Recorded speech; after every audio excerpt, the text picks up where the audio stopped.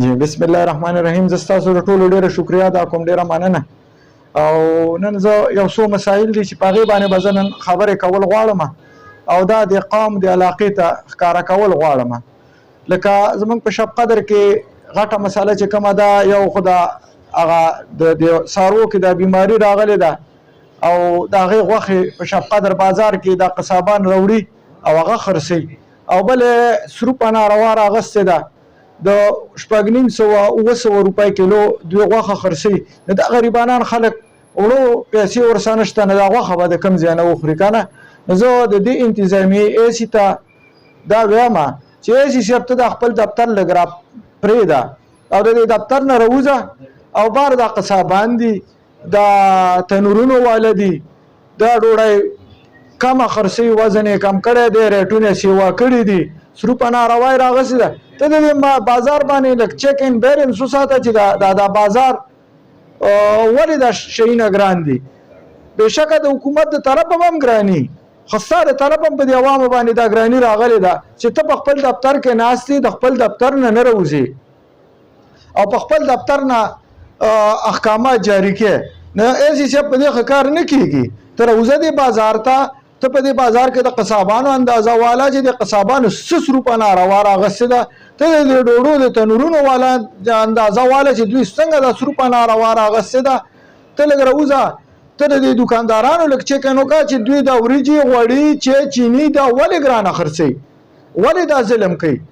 ښه ته د پټرول پمپونو له ورشه چې د هغوی پمپونو والا لیټرې کمې دي، د دې چیک ان ته نه کوې، نو دې باندې ښه کار نه کېږي. هسې صاحب چې ته ایر کنډیشن ته ناست یې او دفتر کې ناست یې او د دفتر نه احکامات جاري کوي او احکامات او چې څوک دله درخواست درکړي، نو هغه درخواست نه مخکې دلته بیا قصابانو ته خبر را رسېدلی چې پلانکي غدر باندې درخواست ورکړه او وره ځان ټیک کړه او منډه کوي دغه پلانکي څاروغه وکړي. دا ستا د دفتر حال دی. نو هسې صاحب دا شب قدر زه خو د دې صوبایي حکومت نه دا مطالبه کوم چې فوري طور منګله یو داسې کس راولی چې دا شب قدر ټیک کړي، چې دا شب قدر صحیح کړي او د ده نه خو هر څه پاتې دي. الله خیر صلاح آفتاب صاحب په صرف په دفتر دپاره ایسي دی، د دفتر نه بهر ایسي نشته. دغه شان دي که د بجلۍ مسله والې اکسیجن داسې حل دی.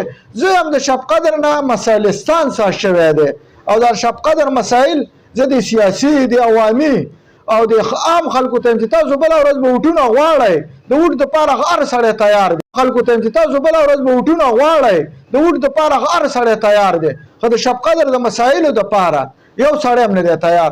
بله ورځ ما په هسپتال کې یو څو خبرې کړې، زما یو ورور شهید الله هغه ما پسې څه خبرې وکړلې. نو زه دا وایم نن دا زه د میډیا په وساطت څه دا وایم چې راشه شهید الله ته ما ته په هسپتال کې وښیه چې تا بلډ بینک منظور که منظور دې نه که. ته ما ته په هسپتال کې وښیه چې لیباټرۍ کې کوم څه کېږي هغه راته وښیه چې په لیباټرۍ کې دا څه دي.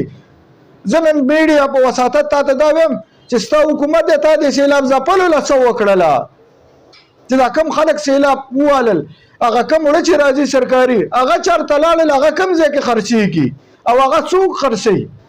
کم از کم مړه ایسي صاحب د دې شیونو خو ته ذمهوار یې تپوس وکړه او زه دې خلکو ته وایم چې د دې باندې فوري طور راپاڅئ او خپل حق وغواړئ او که حق مو نه غوښته په خدای هم نه بخي. ډېره مننه.